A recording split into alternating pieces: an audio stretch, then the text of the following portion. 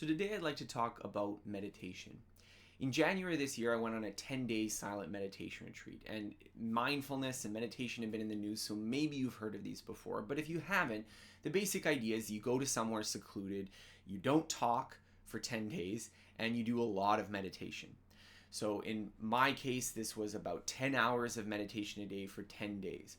And before I'd gone on this retreat, I couldn't really meditate at all. Maybe I could sit for 10 minutes with a lot of frustration and squirming.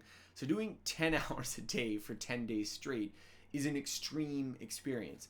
And on top of that, you are also deprived of a lot of other normal things in your life. So you're not just not talking, but you're also not reading. You are not having access to your phone or computer, so you're not going onto the internet, you're not live tweeting what you're experiencing.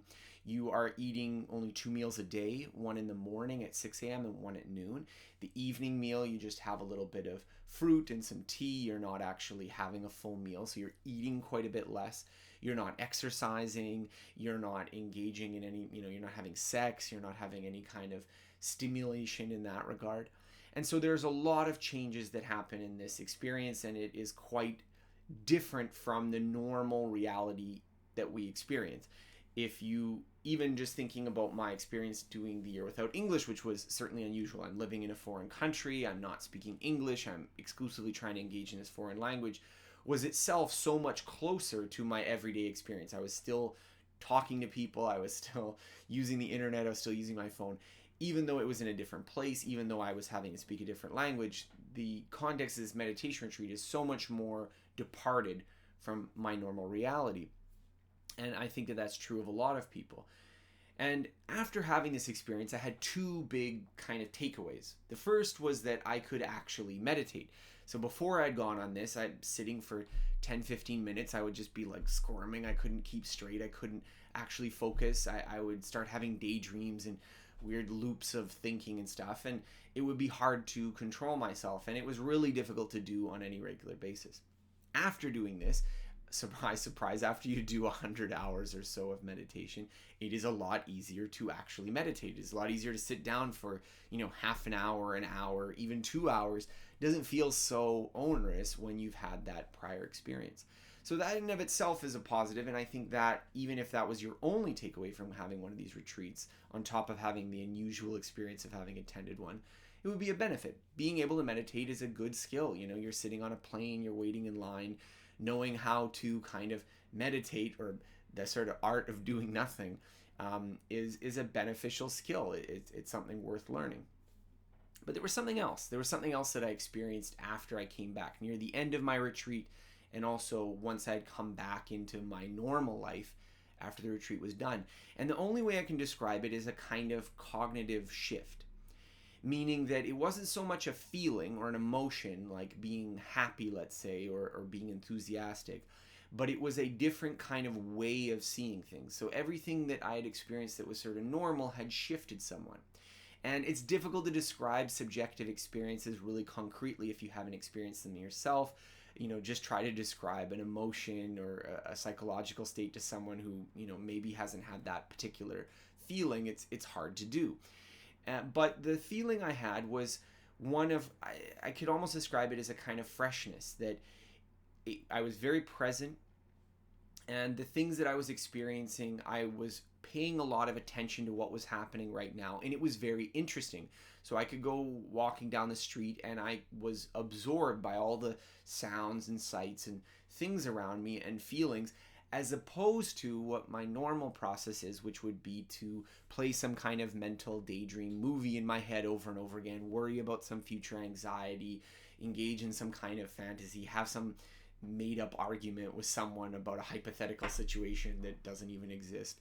This kind of pathological worrying and stressing, that had felt like the volume had gone down, so that it, instead of being something that dominated my thinking, it was something that was relatively quiet. And instead, I felt very focused. I felt very aware of things. And rather than just being in this placid kind of lazy state, I felt like I had a lot of energy. When I came back and I started working, I felt like I could do better when I was exercising. I could do better when I was writing. Everything felt like I was more attuned, more focused. The kind of mental knife of my cognition was sharp. So this sounds pretty good, right? This is something that, like, you hear other people go on meditation retreats, you hear other people learn to meditate, and they have maybe not the same experience that I had, but something similar happens to them, and you say, ah, this is it. This is why people meditate. This is why people do it. And so obviously I was very excited to try to stretch this experience into my daily life. Maybe I wouldn't be able to have it at the intensity or at the frequency of the meditation retreat, but even if I could tap into 10% of this, that would have made the whole experience worthwhile.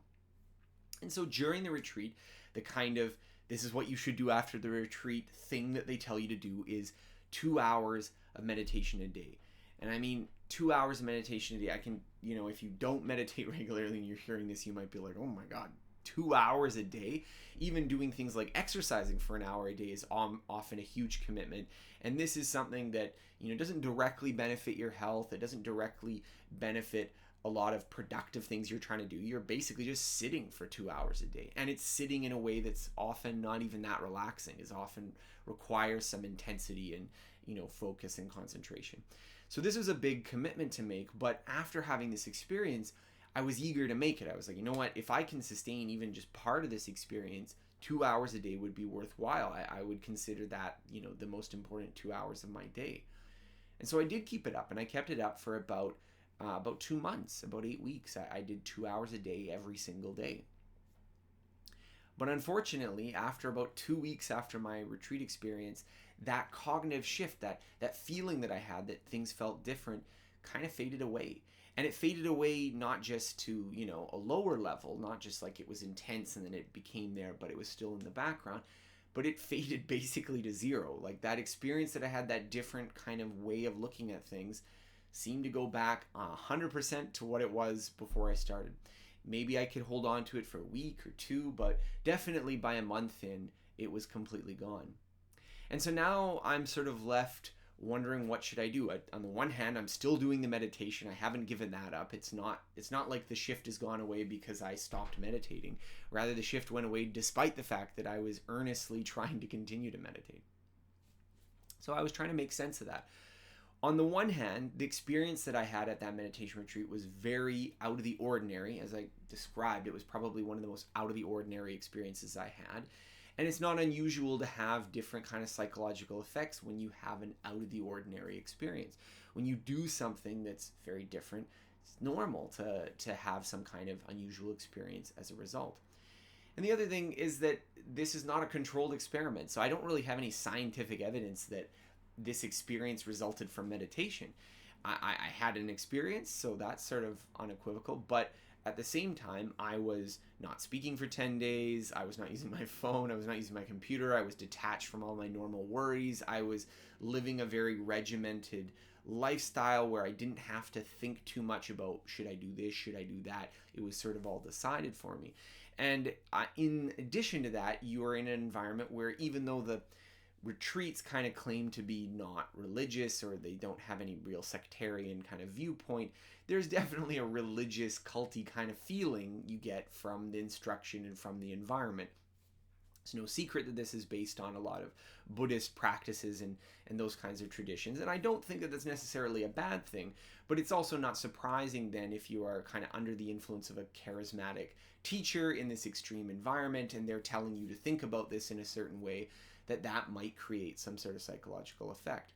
So I'm definitely in a state of, well, I don't really know what is causing this, and it may be that it's caused by something other than the meditation. It may be that going on a 10-day retreat is just so unusual, so out of the ordinary, that it creates a short-term shift, but once you get back to your normal life and your normal routines, that it doesn't last because it wasn't caused by the meditation, it was caused by being in that extreme environment. And that's certainly a possibility. And I think even if that were the possibility, even if that was the explanation, it probably was still worthwhile to go there. Just like going on a vacation is nice, even though you don't live in that tropical beach for your whole life, it was still a useful experience to have.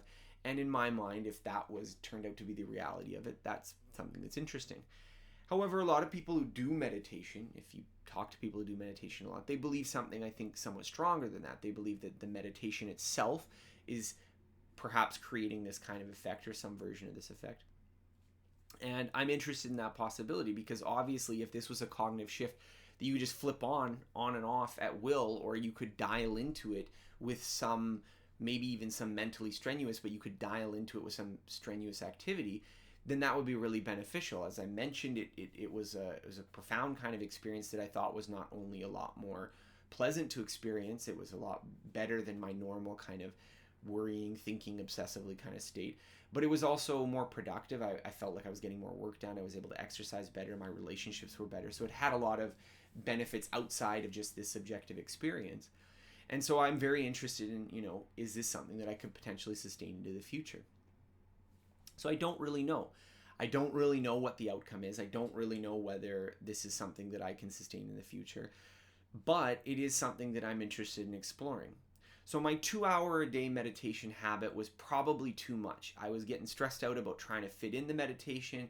And I think that if this is something that works, if this is, as some meditators claim, a skill, meaning that you practice meditation and you cultivate this skill of shifting yourself into this cognitive perspective, if it is that, then it is something that I probably would need to practice over maybe many years. And so having a habit in place where I'm doing it all the time, even if I'm not seeing benefits right now, or not seeing benefits to that extreme right now, it might be worthwhile to maintain it just so that I'm putting in the same input. In this view, meditation would be like learning a language. Maybe you're not fluent right now, but if you put in half an hour a day on some kind of serious practice, you would eventually get fluent or nearly fluent in a lot of different languages. So in the same vein, perhaps just doing meditation like this for a couple years, you would start to experience some benefit, even if it's not necessarily as extreme as what you experience in a 10-day silent meditation retreat. So right now, I'm contemplating building this kind of habit. So I'm thinking that half an hour a day in the morning is probably doable. On the one hand, it's something that starts my day off, so I can, even if I don't have this shift in cognitive perspective, getting up, sitting for half an hour, doing the meditation, it has a temporarily kind of calming effect, probably focuses me a little bit for getting work done in the day. So even if I don't have anything more extreme than that, it's probably beneficial. I can probably justify keeping it up. And secondly, I'm thinking that if I can focus on trying to, not only experimenting a little bit with the meditative technique, but also on sort of trying to really meditate and not just sit there and daydream, but really meditate and try to really do it. Perhaps over time, I will get better at tuning into this cognitive perspective. Maybe it'll take more retreats. Maybe I'll have to go more times to do the retreats, or maybe I'll have to have a few more intense experiences before I can really figure it out. But at this point, I don't really know, and I think it's worth experimenting. And I think that that's worth bringing up because often you will try things in life where you'll have some good experience, but you don't really know what's causing it. And I think that there's kind of two perspectives that are worth avoiding here. One is a kind of the dogmatism of the newly converted. So you have some positive experience and all of a sudden you are totally convinced that this is the magic cure-all for everything in life. And it may not be meditation for you. It may be, some new philosophy. It may be a new diet, a new exercise plan, a new way of thinking about work and business. And there is a risk of getting wholly converted over there and not thinking critically about it, not thinking about, well, if you were a scientist investigating this, how would you determine what causes the experience you're having or the results that you're getting? On the other hand, there's a kind of cynical attitude, which is to say, you had this experience, but it's probably placebo, it's probably nonsense, it's probably something not worth following up. And I think that kind of overly skeptical or overly cynical attitude is also not healthy because you will be dismissive of a lot of things that won't work just because you don't really understand it or because it's not verified by whatever your favorite authority is. And so I think the more difficult perspective, but the one I'm trying to adopt right now, is one of experimentation, of not being sure what's going to work and not being even sure if the thing that you're going to do is going to work, but still nonetheless being willing to put in effort and trying it out over time. So I don't really know where this meditation journey is going to go. It's just starting, and as I said, I've already had some setbacks and failures, but I think it's useful to talk about some of these things while I'm in the midst of it rather than just trying to recount it once I've figured it all out, because I don't want to give the perspective that a lot of personal development, a lot of self-improvement, a lot of things, even things like meditation, are things that you can just have the right answer and you just follow it from A to B in a straight path and there's no doubts or deviations and you eventually just get success. What the practice of really doing things is like is often, well, I don't know whether this is going to work, but let's try this out as a habit and let's apply it earnestly for a while and try to document those results. So that's what I'm trying to do right now. And I don't know whether you like these kinds of videos. I'm trying a new format here where I'm kind of just riffing on some ideas that I'm personally experienced. But if you have some ideas on this, let me know in the comments, and I would be looking forward to sharing more with you in this, maybe in the coming months or years. Thank you.